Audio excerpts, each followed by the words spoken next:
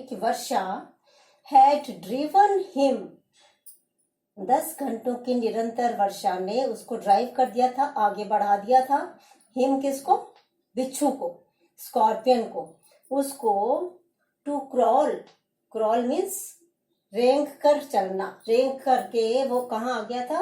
Beneath यानी कि under, नीचे, सैक, सैक इज बोरा, जो चावल का बोरा, गेहूं का जो बोरा होता है, बोरा ऑफ राइस, राइस यानी कि चावल। फर्स्ट स्टेंजा इतना ही अपना इसमें।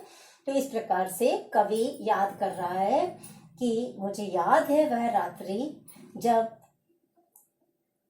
मेरी माँ को बिच्छू ने काट लिया था, और 10 वर्षों की निरंतर लगातार वर्षा के कारण बिच्छू रेंगता हुआ, क्रॉल मतलब रेंगता हुआ आया और एक चावल के बोरे के नीचे चला गया।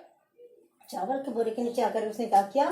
Parting with his poison flash of diabolic tail in the dark room।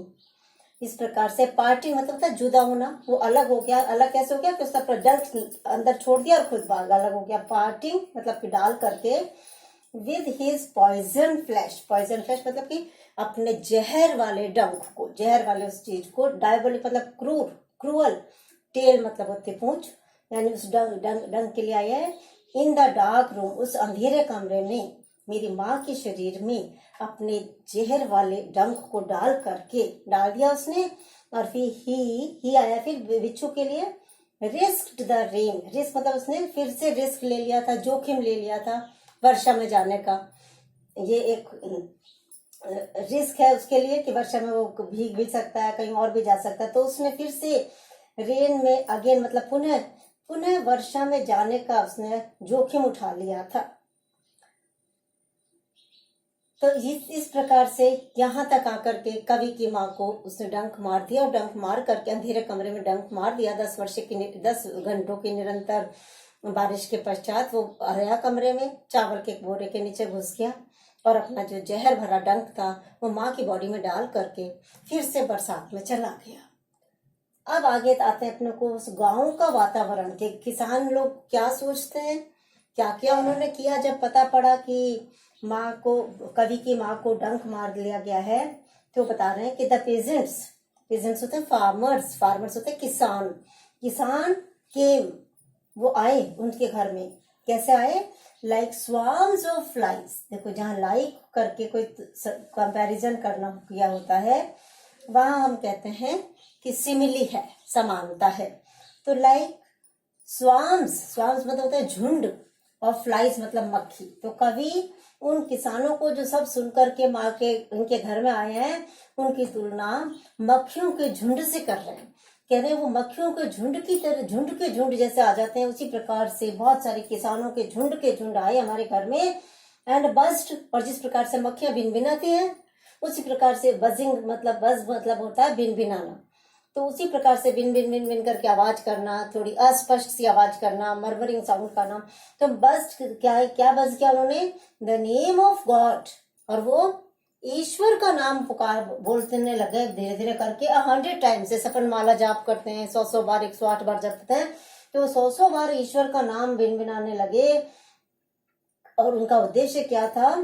To paralyse, paralyse मतलब होता है निष्क्रिय कर देना, इनएक्टिव कर देना, जिससे कि वो निष्क्रिय कर दें द इविल वन। इविल का ई कैपिटल लगाया है, और इविल मतलब वो बुरा प्राणी, बुरा प्राणी को ये शैतान के को समझ रहे हैं वो कि ये शैतान था, ये गंदी स्पिरिट थी जो आकर के माँ को डंक मार के चली गई। और इस इविल मतलब कि स्कॉर्पियन, ये जो बिच्छू है, इसके प्रभाव को या इसके जहर को पैरालाइज करने के लिए, यानी कि निष्क्रिय करने के लिए, इसके जहर को हटाने के लिए, रोकने के लिए किसान लोग सब 100 बार, 100 बार ईश्वर का नाम धीरे धीरे करके बोलने लगे। With candles and with lanterns throwing giant scorpion shadows on the mud-baked walls, they searched for him। अब क्या कर रहे? क्योंकि रात्रि का समय था, वर्षा हो रही थी, तो गांव में किसान लोग, सारे लोग अपने अपने कैंडल्स लेकर के आए, मोमबत्तियां लेकर के आए, एंड विद लैंटर्न्स, लैंटर्न्स होते हैं लालटेन, गाँव में जो लालटेन हुआ करते हैं, लालटेन लेके आए, और थ्रोइंग जाइंट स्कॉर्पियन शेडोज, और इनकी शेडोज जो थी ना कैंडल्स की और लैंटर्न्स की, वो ऐसे ऐसे करके जो छाया पड़ रही थी, इन लोगों की खुद की छाया भी स्कॉर्पियन के समान ही है, तो उनकी स्कॉर्पियन शेडोज, बिच्छू की सी छाया, जाइंट मतलब राक्षस के समान, डेविल के समान जो बिच्छू की छाया है, ये पड़ रही थी। कहाँ पड़ रही थी? On the mud baked walls, वो जो पक्का मकान नहीं होता, जो कच्ची दीवार मिट्टी की तपा के जो दीवार बनाई जाती हैं, जो लिपा हुआ घर होता है, उस मकान के पर अंधेरे में मोमबत्तियों और लालटेन से बिच्छू की सी छाया दीवारों पर पड़ रही थी, और उसी बिच्छू की सी छाया जिसे कि दे सर्च, वो उसे तलाश रहे थे। सर्च मतलब ढूंढ रहे थे फॉर हिम, बिच्छू के लिए, और लेकिन ही वॉज नॉट फाउंड, लेकिन वो मिल रहा नहीं था, मिला नहीं। तो इस प्रकार से सारे विलेज के आसपास के जो फार्मर्स थे वो सब आए, उन्होंने प्रयास किया कि माँ का जो बिच्छू का डंक है उसको निष्क्रिय कर दिया जाए, उसको उतार दिया जाए। उसके लिए उन्होंने बहुत से मंत्र से बोलने लगे, ईश्वर को याद करने लगे, and they clicked their tongues, और जिससे अपन जबान से इस प्रकार से करते हैं, तो टंग्स मतलब होते हैं जीभ, जबान, ठीक है, और क्लिक मतलब उन्होंने क्लिक की आवाज करने लगे, विद एवरी मूवमेंट, मूवमेंट मतलब गति, हर एक गति से। कौन सी गति? दैट द स्कॉर्पियन मेड, उनका ऐसा विश्वास है गांव में कि ये स्कॉर्पियन बिच्छू जो है, डंक मारने के पश्चात जितनी ज्यादा गति करेगा, जैसे जैसे वो आगे बढ़ेगा, made his poison moved in mother's blood, तो ये उनका विश्वास है कि जैसे जैसे बिच्छू आगे बढ़ेगा, बिच्छू का डंक भी उस व्यक्ति के शरीर में, क्योंकि माँ को काटा था तो माँ के ब्लड में, माँ के खून में भी बिच्छू का जहर इसी प्रकार से आगे बढ़ता जाएगा। इसलिए वो सोच रहे थे कि बिच्छू को ढूंढ लें और उसको वहीं मार दें, जिससे कि बिच्छू आगे नहीं चलेगा, तो माँ के ब्लड में वो पॉइजन, पॉइजन मतलब होता है जहर, वो जहर भी आगे नहीं बढ़ेगा। दे सेड, फादर ऐसा कह रहे थे कि जैसे जैसे स्कॉर्पियन मूवमेंट करेगा, गति करेगा, वैसे वैसे पॉइजन, जहर जो है वो मूव करेगा, आगे बढ़ेगा इन द मदर्स ब्लड।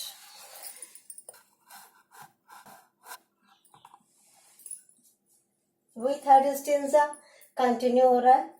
अभी उसमें हमने देखा कि किस प्रकार से वो सोच रहे थे कि क्योंकि बिच्छू जैसे जैसे आगे बढ़ेगा, वैसे वैसे पॉइजन या जहर माँ के ब्लड में भी आगे बढ़ेगा। तो अब वो कह रहे हैं कि मे ही सिट स्टिल, इसलिए पेजेंट्स, फार्मर जो है, किसान जो है, वो कह रहे हैं कि मे ही सिट स्टिल, कि वो ये ईश्वर में, मतलब उनकी विश है कि वो बिच्छू जो है सिट, बैठ जाए, स्टिल मतलब गतिहीन होकर के एक जगह शांत होकर के बैठ जाए। दे सेड, हे ईश्वर, बिच्छू शांत होके बैठ जाए।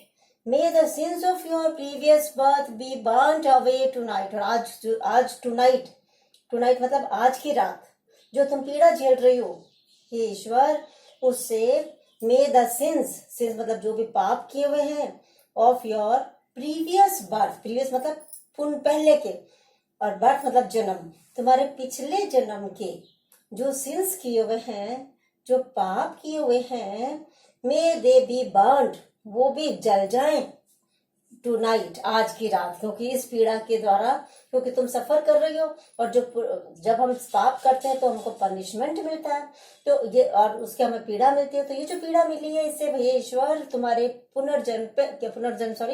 पिछले जन्म के जो तुम्हारे पाप हैं वो भी कट जाएं या भस्म हो जाएं, जल जाएं। दे सेड, गांव वालों ने, किसानों ने कहा, मे your suffering decrease the misfortunes of your next birth, और इसमें तुमने इतनी पीड़ा झेल लिया है कि मे योर सफरिंग्स, कि तुम्हारी जो ये पीड़ा है ये डिक्रीज हो जाए। इंक्रीज मतलब होता है बढ़ना, डिक्रीज मतलब उसका अपोजिट है कम होना। तो मे इस प्रकार से, हे ईश्वर, तुम्हारी ये जो मिसफॉर्चून्स है, जो तुम्हारे ये जो हमारी सफरिंग है, ये तुम्हारे दुर्भाग्य को कौन से नेक्स्ट बर्थ में भी, अगले जीवन के भी तुम्हारे अगर कोई मिसफॉर्चून लिखा हुआ हो तो हे ईश्वर वो भी डिक्रीज हो जाए, कम हो जाए तुम्हारी इस सफरिंग के द्वारा। दे सेड, किसानों ने कहा। और may the sum of all evil, हे ईश्वर तुम्हारा जितना भी टोटल है, जितने भी बुराइयों का, सब मतलब होता है कुल मिलाकर के टोटल, इविल मतलब बुराइयों का, बैलेंस्ड हो जाए इन दिस अनरियल वर्ल्ड। ये तो असार संसार है, ये वास्तविक नहीं है। असली जीवन तो मृत्यु के बाद होता है। तो इस असार संसार में जितनी भी तुम्हारी कुछ बुराइयां हो या कोई पाप हो, उन सब का एक बैलेंस हो जाए और सब सफरिंग खत्म हो जाए, सब दुर्भाग्य समाप्त हो जाए, क्योंकि ये पीड़ा तुम इतनी ज्यादा तुमने झेल ली है। और इस प्रकार से पेजेंट्स जो हैं वो उनकी माँ के लिए अच्छा अच्छा सोचने लगे।